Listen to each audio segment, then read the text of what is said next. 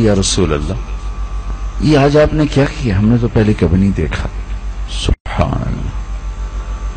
آپ نے فرمایا کہ میں نماز میں کھڑا تھا تو مجھے جنت نظر آئی.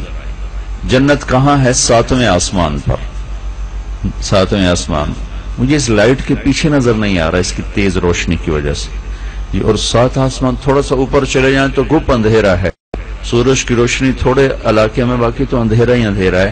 تو آپ کھڑے ہوئے فرما رہے ہیں کہ میں نے جنت کو دیکھا، جنت کے انگور دیکھے، ان کے گچھے لٹکے ہوئے دیکھے، تو ان کو دیکھ کے میں آگے چلنا شروع ہو گیا، یہاں تک کہ آگے دیوار آ گئی. ہمارے نبی کے زمانے میں محراب نہیں ہوتی تھی.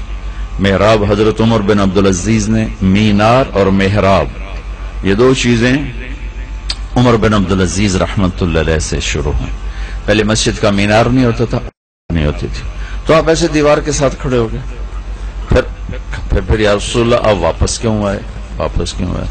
وہ فرمایا کہ وہ پھر اللہ نے مجھے جہنم دکھائی، میں نے جہنم دیکھی، اس کی آگ، اس کے شعلے، تو اس کو دیکھ کر پھر میں پیچھے ہو گیا. یہ اس ہستی کا دیکھنا ہے جو ہمارے رسول ہیں.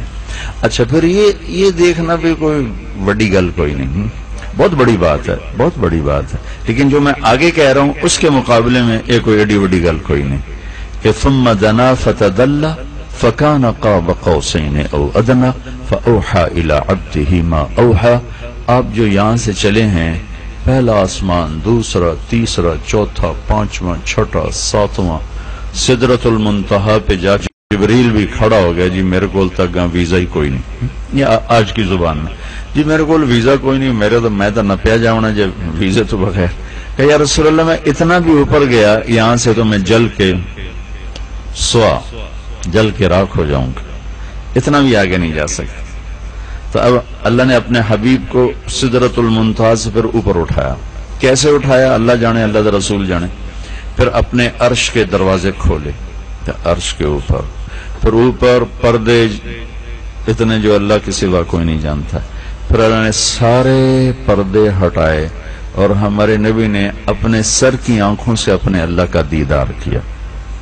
تو وہ آنکھ کیسی طاقتور وہ آنکھ ہے. موسیٰ علیہ السلام پہ ایک تجلی پڑی اور بے ہوش ہو گئی. تجلی ان پر نہیں پڑی تھی، پہاڑ پر، پہاڑ سے ریفلیکٹ ہو کر ادھر گئی تو موسیٰ علیہ السلام بے ہوش ہو گئے. اور اب یہ ہمارے نبی اللہ کو یوں دیکھ رہے ہیں، سامنے دیکھ رہے ہیں، اور ہوش بھی سلامت ہے، گفتگو بھی ہو رہی ہے. التحیات للہ والصلوات والطیبات.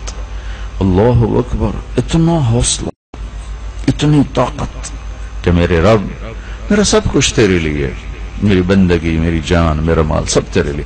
جواب میں اوپر سے کیا ہو رہا ہے؟ السلام علیکہ ایہا النبی ورحمت اللہ وبرکاتہ.